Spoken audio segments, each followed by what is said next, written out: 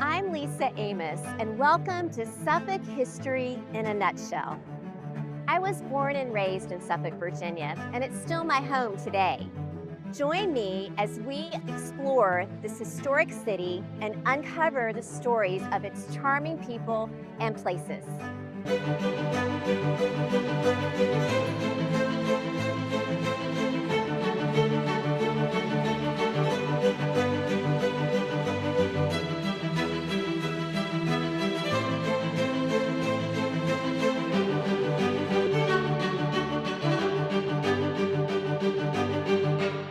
Hi everyone. Today we are on Bank Street at the fascinating Phillips-Dawson House.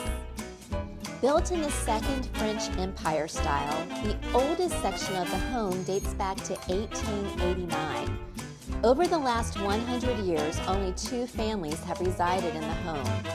The first residents, Horace and Evelyn Phillips, moved to Suffolk as part of the family's thriving lumber business. Incidentally, Mrs. Phillips' maiden name was Whaley. Her father's lumber business, located in the southern part of Suffolk, would later become the town of Whaleyville. Following the death of Mrs. Phillips in 1936, Dr. Challis and Yvonne Dawson purchased the home and moved in, along with their son Gerard. The Dawsons met in Paris, France, while Dr. Dawson was stationed there during the Great War.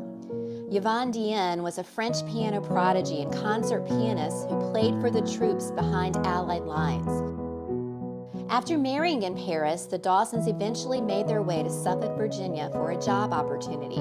For many years, Madame Dawson taught piano in the parlor, which still houses her grand piano, while Dr. Dawson practiced medicine at the other end of the home. After their only child, Gerard, graduated from Suffolk High School and later Harvard University, he divided his time between his home in New York City and his family home in Suffolk. At his death in 2002, he gifted the home in memory of his parents for use as the headquarters of the Suffolk-Nansemond Historical Society. On display in the exhibit room of the Phillips-Dawson House is this ornate bronze laurel wreath. Now, this wreath took a rather interesting journey before it landed here in the collection at the Historical Society. In fact, over 90 years ago, it was one of two laurel wreaths that adorned the base of this statue. I'm standing in what's known as Monument Alley at the entrance to Cedar Hill Cemetery at the base of the World War I Doughboy Monument. And you'll notice at the base of the statue is a laurel wreath, just like the one at the Phillips-Dawson House. Through the efforts of the American Legion and Dr. F. Whitney Godwin, a local dentist who served and was wounded during the war, the Doughboy statue in remembrance of the Great War was erected in 1931 in honor of 41 of Suffolk and Nansemond County's fallen soldiers. Sculpted in New York City by Joseph Paglia, the 7-foot-tall soldier stands on a granite pedestal fashioned by Suffolk Marble Works. The cost was $15,000. At its dedication in 1931, over 10,000 citizens lined the streets to honor its unveiling. What may surprise you is that this location was not the first place the statue was situated. Believe it or not, it was first located on one of the busiest intersections in downtown Suffolk. For 8 years, it stood in front of the old courthouse, now the Suffolk Visitor Center, right in the middle of the road. As you can probably imagine, its placement in the middle of a busy road meant it was a magnet for traffic accidents. So in 1939, for safety reasons, it was relocated to its present location here at the cemetery.